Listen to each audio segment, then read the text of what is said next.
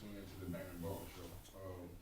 We're here with Alto's finest individuals who have gone and survived one of the worst state prisons in Georgia, maybe the southern eastern United States. We ended up with a question from one of our co-hosts, Kia. Can you ask that question again, please? Oh, seeing that you might not, if you honestly take a look at, your past and you know that you wouldn't take the advice that you already given yourself, how do you think that not only people who've been in the system, but just anybody can help save other young individuals from making those same mistakes? How do you get through to them? How do you get them to listen? Because obviously telling them, it's not worth it isn't going to be good enough. Well, He's gonna put his phone there.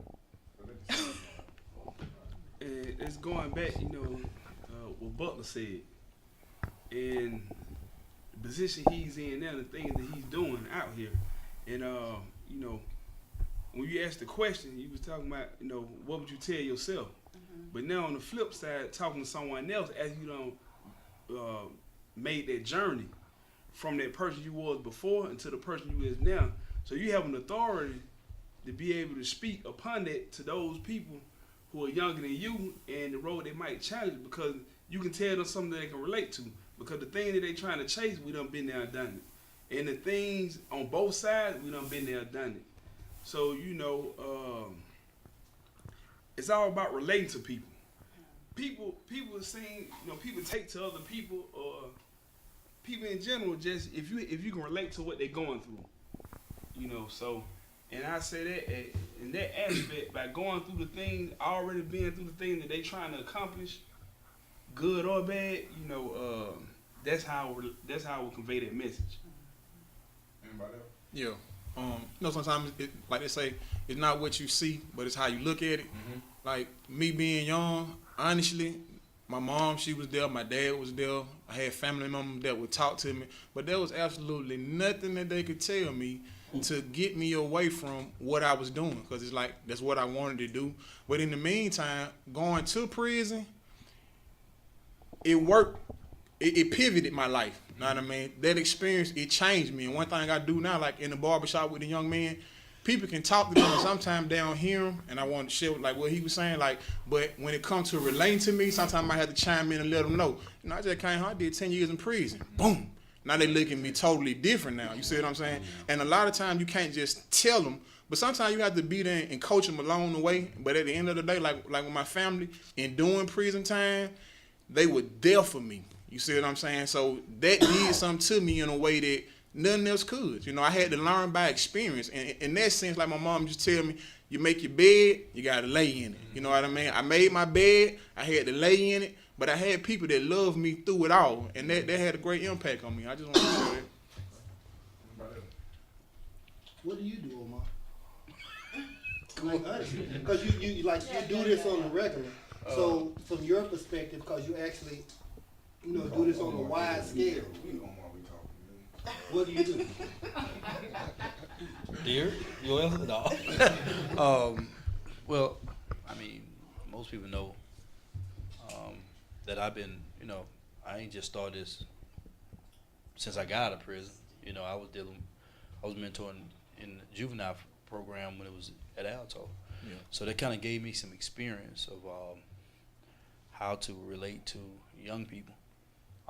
And I think as everybody has shared, when you go into juvenile, I go in there sometimes, I'm just casual. And, they don't think twice that you've been in prison or you did time. But as soon as, when I give my, testimony about my life, it changed the whole diameter of the conversation, and then now kids kind of like, oh, wow, you went to time, especially after I said I did 14. See, because now they seeing that there's a possibility that I might have to do 14, 15. Yeah, you do. You see what I'm saying? See, that's and I've always said that same thing you said. One thing, you have to be relatable, and the second thing, you have to instill hope. You see what I'm saying? Probably most of us, people talk to us, but nobody was really instilling hope that there was a better outcome, or, I can have the money that I'm looking for if I just work hard. Because what I learned about kids and what I learned about most of us is we was only living for the moment. We didn't see down the road that after 23 years since I did my crime that I was still gonna be struggling from what I did 23 years ago. I'm talking about as far as trying to apply for jobs or housing and stuff like that. I didn't see that, and probably didn't even care about it then because I was just living for the moment. I wanted the money then. I wanted the fame of it, you know. And so a lot of kids are dealing with that, but probably more so now. A lot of young people are dealing with no father figures, no positive brothers, and you know, regardless of what area of life you see, whether it's athlete, politicians, spiritual leaders, man. It seems like so many people are misleading people, you know, as far as the way they conduct their lives, you know what I'm saying? So young men don't even really understand what it is. So to even go back to the question you first said, I don't really know exactly what I could have said that would have changed what I was doing then, because there was no hope. So you saying it couldn't have been like because when I think about it, it couldn't have been a one conversation unless you was just like standing right next to Jesus. Mm-hmm. Both of y'all came and woke up and Mm-hmm. like, about, okay, it's you Jesus. Yeah, it couldn't have been one. It could have been one conversation. No, cause you didn't get to that point by one conversation. Yeah. It was a series of acts where it was, you know, Yes. he broke, daddy smoking dope.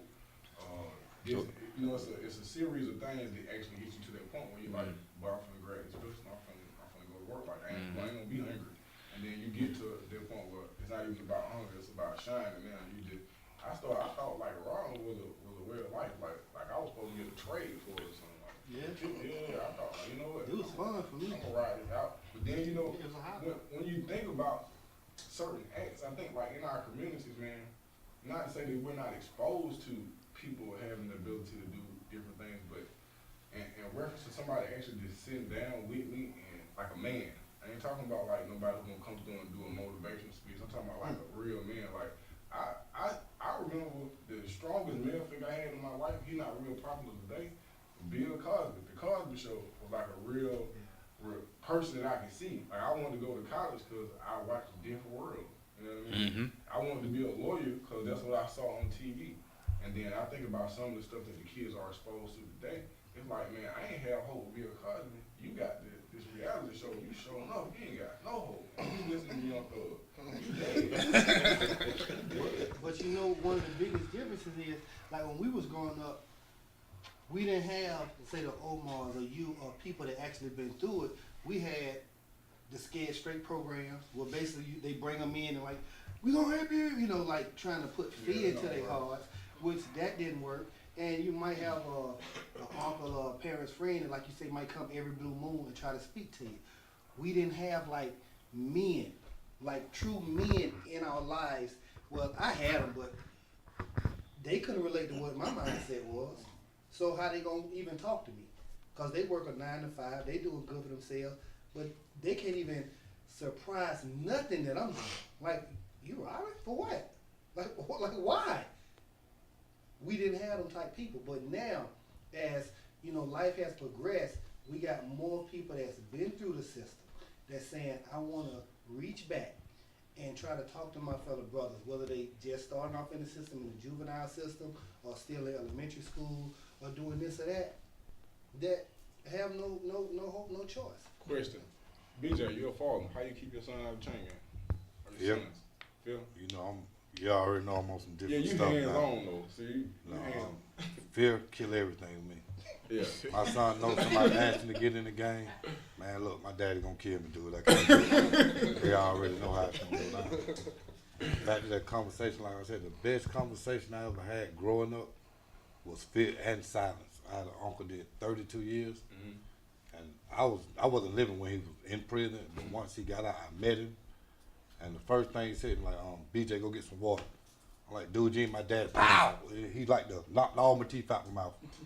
And I followed him around like a puppy from day forward. And he never said, stop doing this, stop doing this. He just silenced. And that's how I look at the kids nowadays. They need to go to prison. Because look at these guys here now. Look how they think now. Sometimes you got to go somewhere to get your mind right. Because I hear somebody gonna kill you. And now your parents gonna know where you at, and you're gonna learn a lot of stuff from the older guys in there. So my uncle never said nothing, and he let me learn from experience. Once I got, I know I want to go back. You said some of these guys need to go to A prison? lot of these kids need to go to prison. How you feel about that? I agree with that. I mean, just for the simple fact, I think like today's youth, it's all about an image. Okay, they see we gonna take Lil Wayne. You know, they look at TV a lot, listen to rap music. So now they want to live that image. So therefore, they gonna go and do something stupid to try to get $300 or $400, buy some clothes, and go in the club and just show out. And after that, then what? It was easy, so you gonna do it again, and you gonna keep doing it. Now here come the chain reaction. So it's like, to me, I understand, and what he's saying, I agree with that, because I mean that's the only way you gonna be able to see, like, okay, man, this ain't right. Like, you know what I'm saying? I mean, I don't know. I just think I agree with that. I think they should. I ain't gonna say all of them, because all kids are not bad. It's just, okay, that's my homeboy, so he doing it. Now it's cool because he doing it.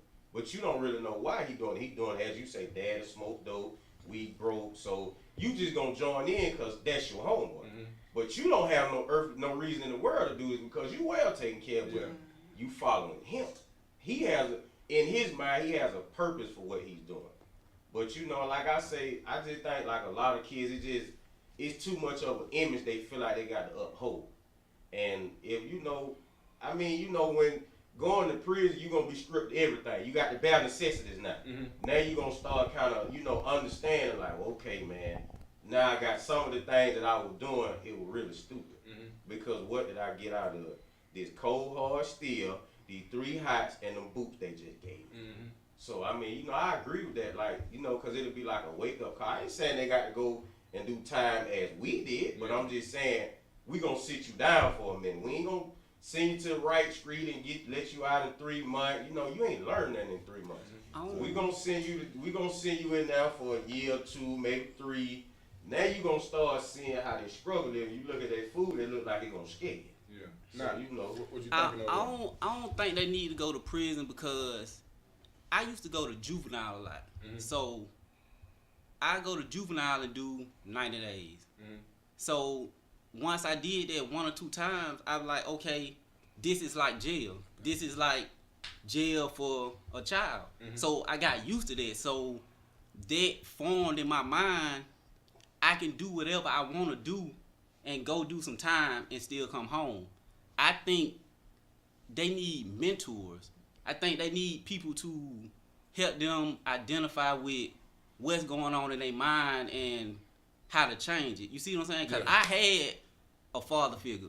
He wasn't my real father, but he was like my stepfather. And he showed me more stuff as a man than my daddy did. Yeah. So just with him in my life, like, he been to prison. He sold dope. And my issue was, it wasn't nothing, I didn't do nothing about the money.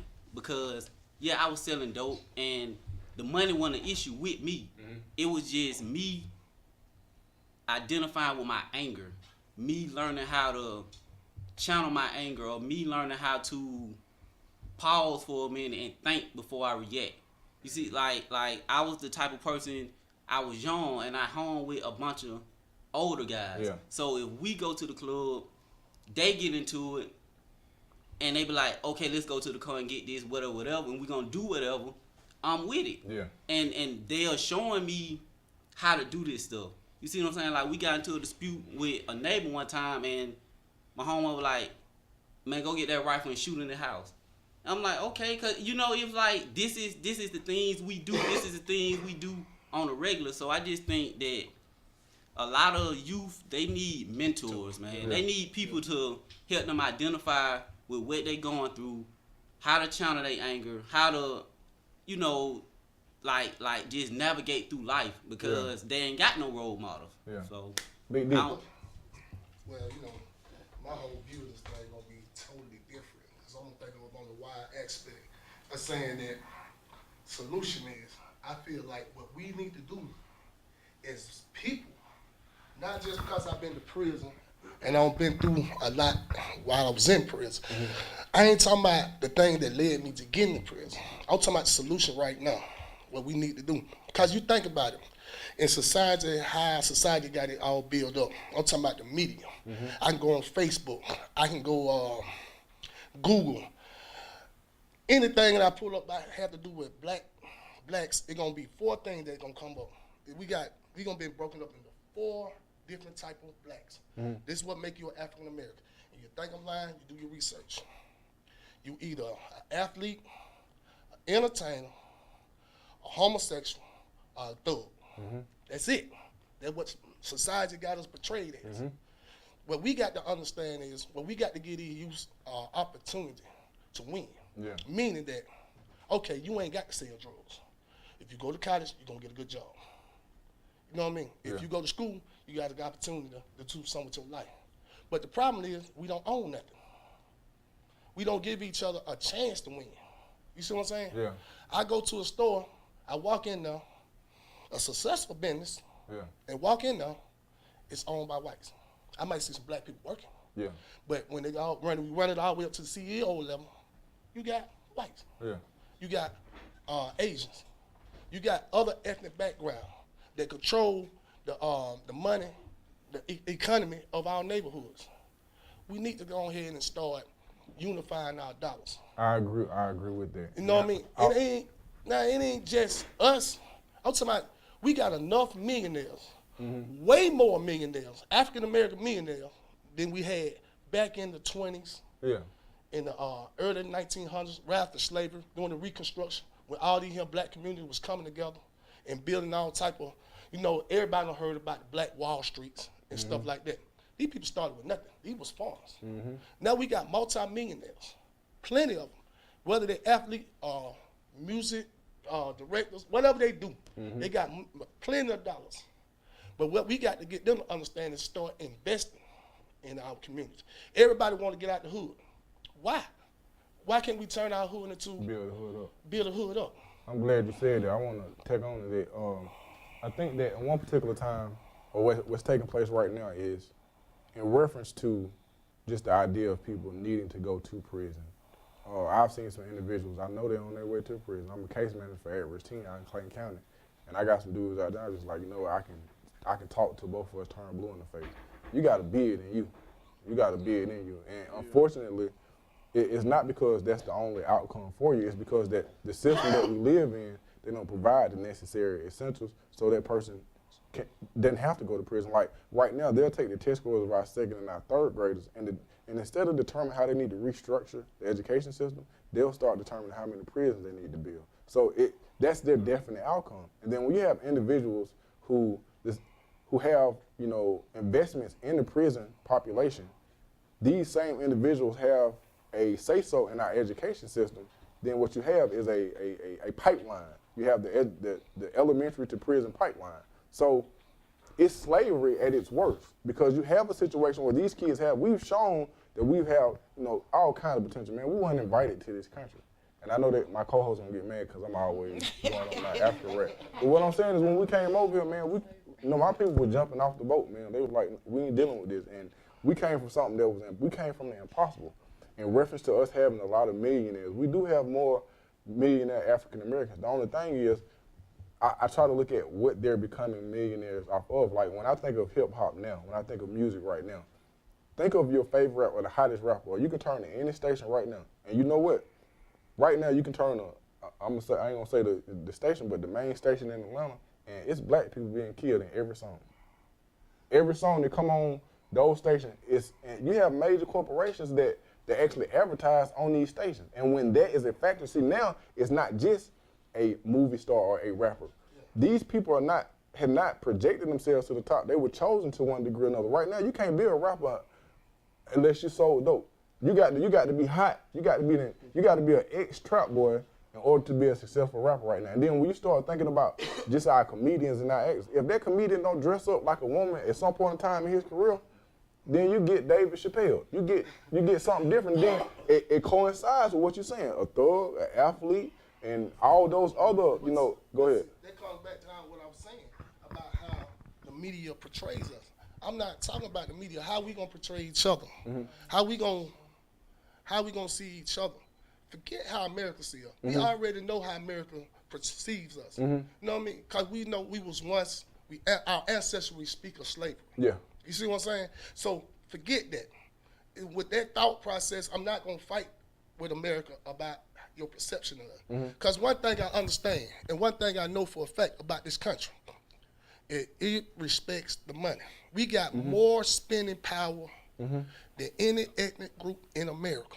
We spend more money outside our community than any ethnic group in America. I'm talking about if you look at every ethnic group that has came to this country, at one point in time outside of England, which was the original ones over here. You look at the Irish, the Italians, the Jews. Now they didn't face the same adversity that we did, but they started from nothing. So what they did, they kept their money in their community. The community kept their money until they were able to integrate into the country. But we don't do that. We don't do that But because see, it comes back to what you were saying. Okay, we got these millionaire rappers that sit here and portray violence. But it was 2 rappers that went platinum last year. Neither one of them was about violence.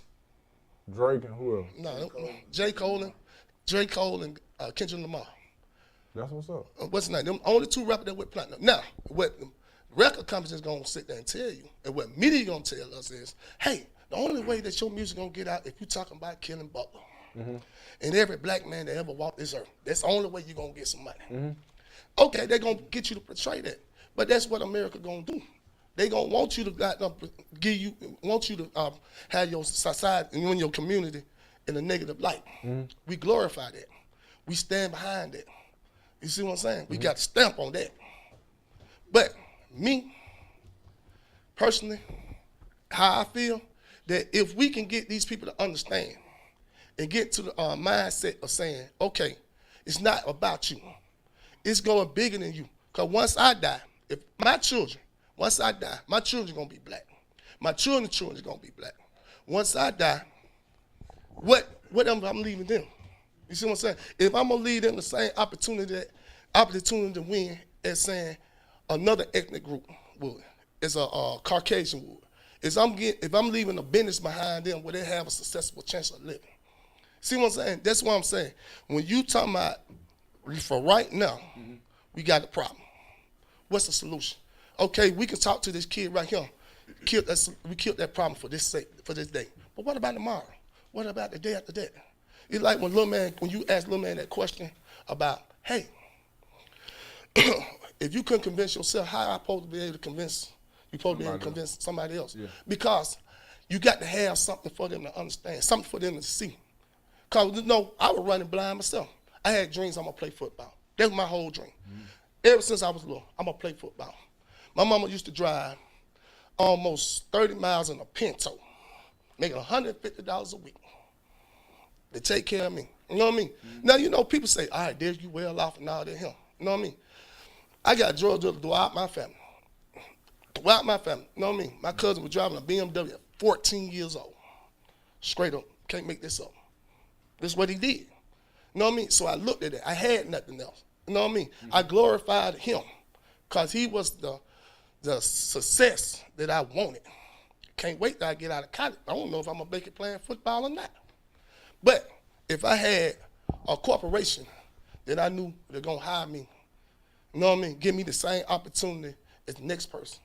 If I had belief, my mom was going making, you know what I mean, good money at this company. Or she can go to another company and get the same type of, you know what I'm saying? If I was taught that in the household, if I seen that in my household, I wouldn't have made the choice and the decision I wouldn't have had. Because guess what? I wouldn't have needed to. Yeah. You know what I mean? Because that's the only thing I see. But when you got this surrounded by you, you know what I mean? And even if you ain't in that situation, but you got other blacks that you're around, because we going to tend to hang with our own ethnic groups. If Perm stay in Carver Home, and I'm staying in Peachtree City, but I hang with Perm because he's black. I see what he do. Of course, I'm going to go ahead and tend to eat to that. But guess what? What's Carver Home? Wasn't Carver Home.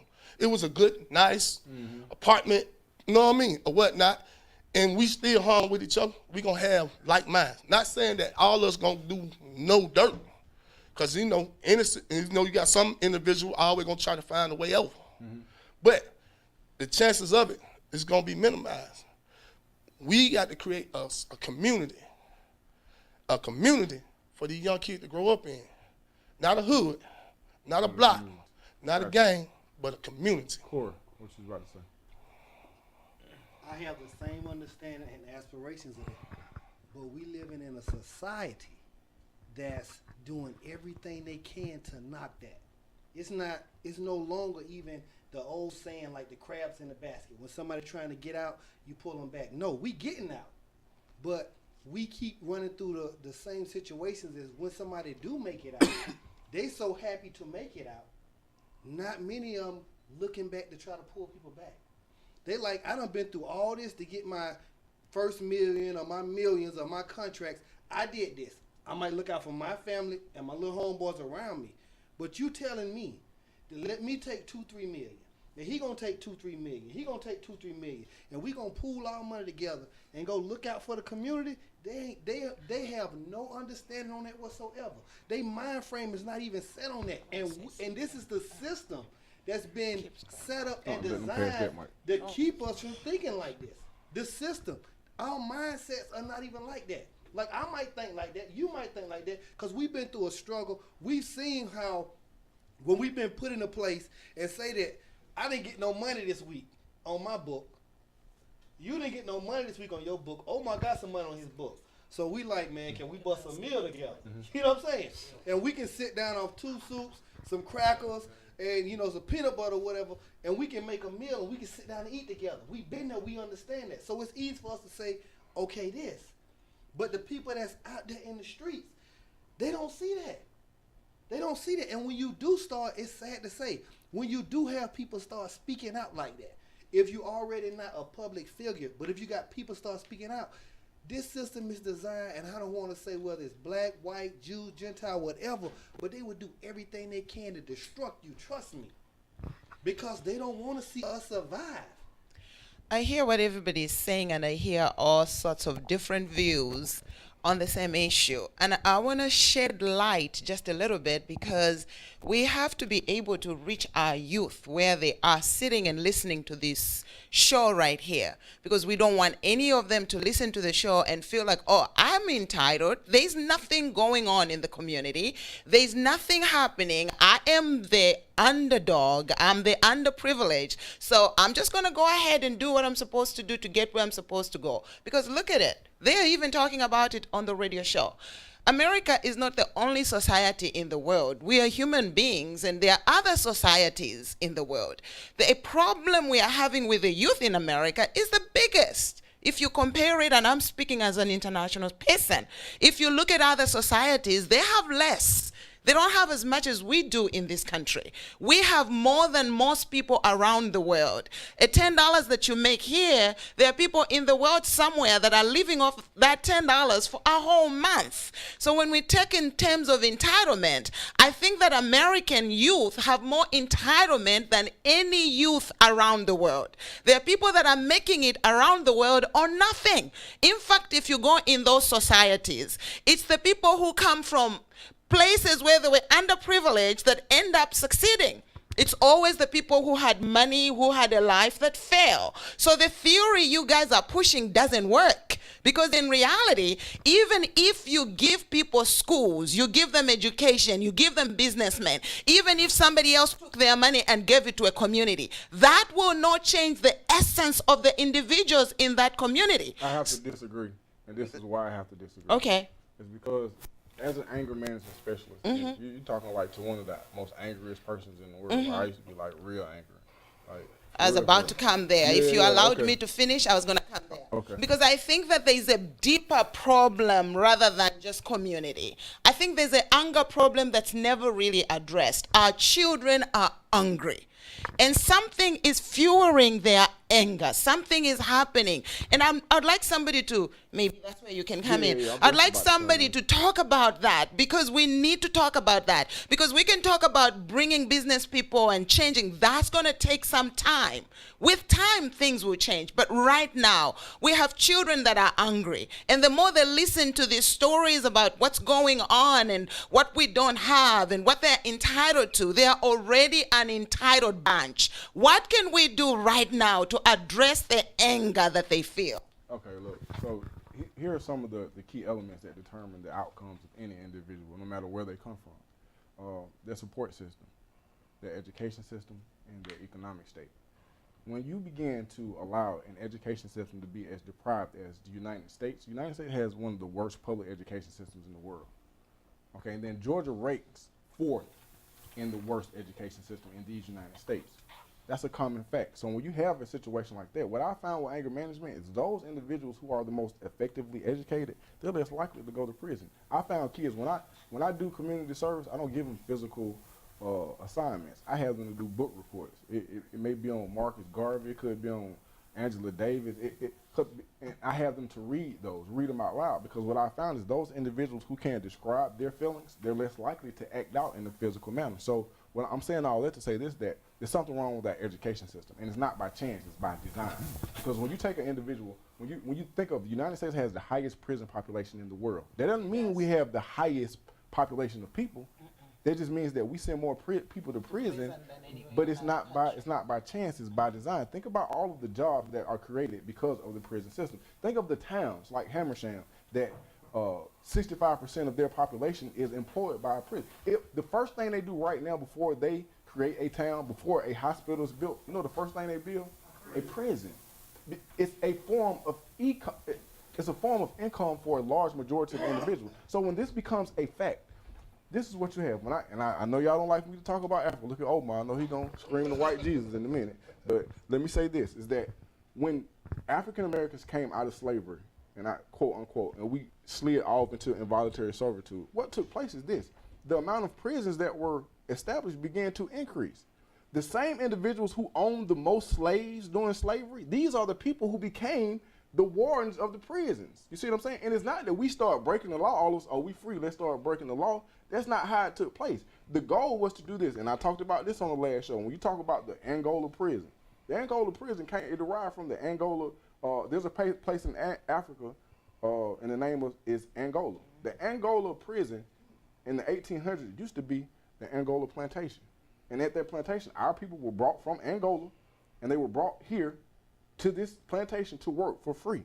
That's what took place at that particular time. Today, right now, 2016, they just changed the name from the Angola plantation to the Angola prison.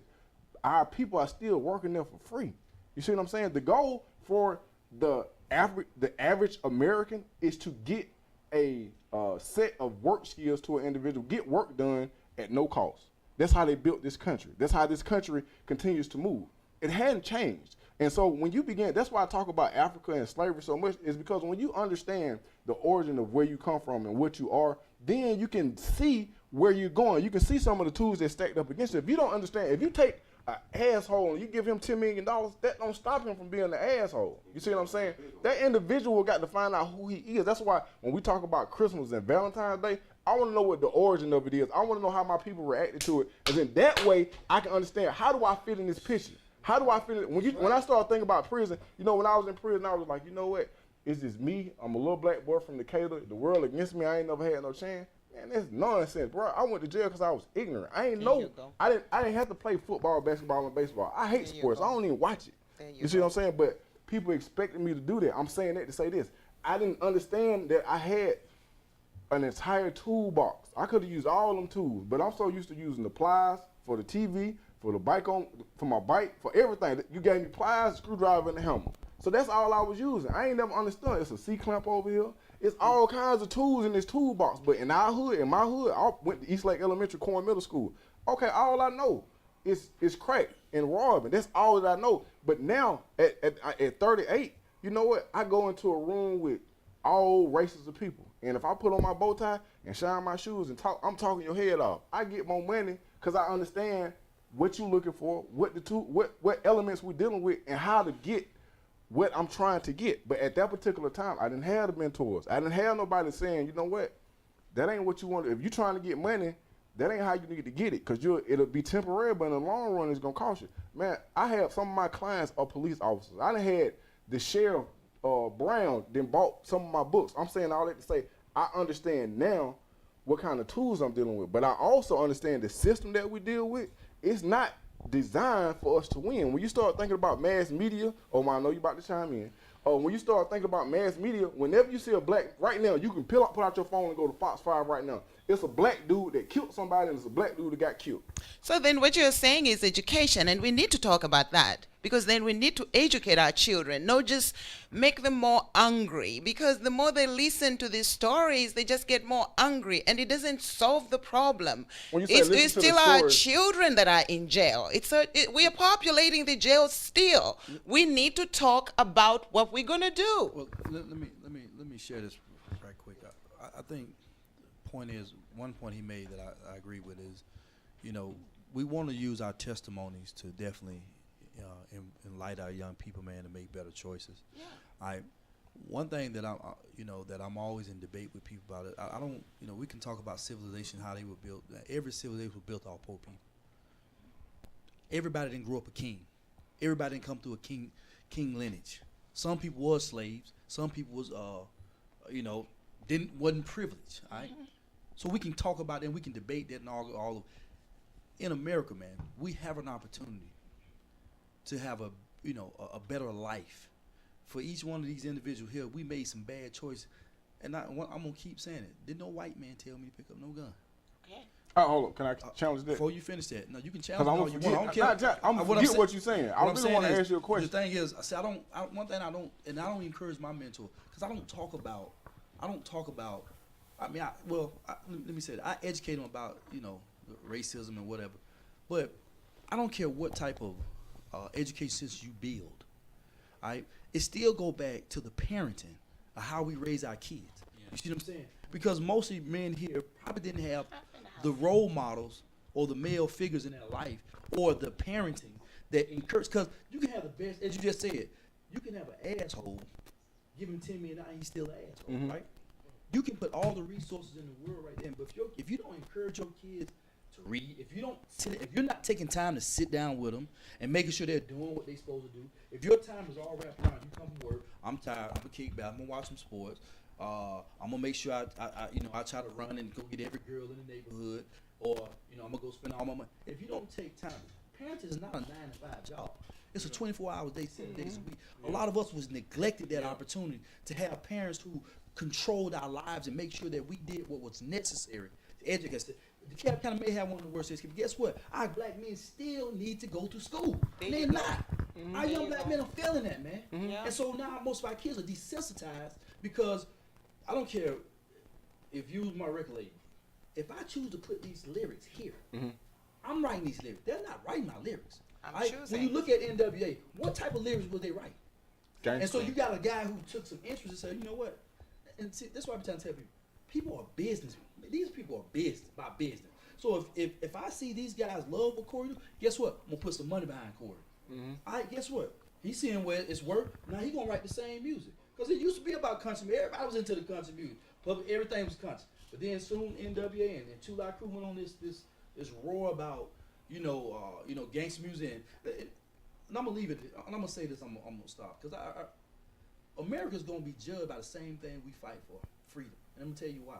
Because we're free to do whatever we want to do. Yes, we are. Instead, there's no restraints on what we do. See, now I hear people, like you said, I believe if you do wrong, you need to pay the penalty for it. I paid the penalty. Every man in here paid the penalty. So I don't believe in that. Well, our kids don't need to go. You rob, because you got to remember when somebody was killed on my case, that was a family that lost somebody. Ain't no, well, you know what, we'll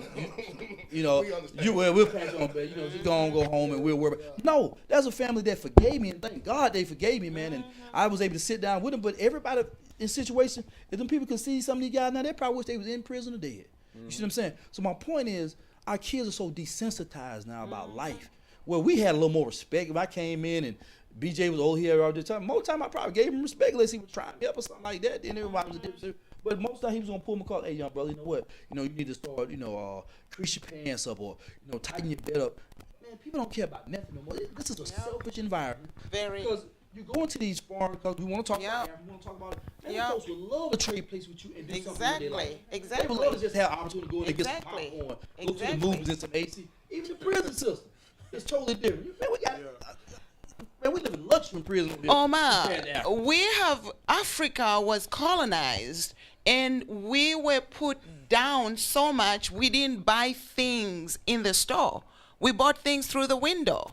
We were not treated as human beings. We were treated as cows. In fact, in my country, Zambia, they didn't even have birth certificates until somewhere 70 something. So if you were born before then, you didn't even have a birth certificate because you were not a person. You were an animal and you were counted as property. And it was in our own countries. South Africa just got their independence civilized just recently. And we're talking a whole big continent of people that went through hell. Yet we have people that have gone to school. Africa is developing. It's growing.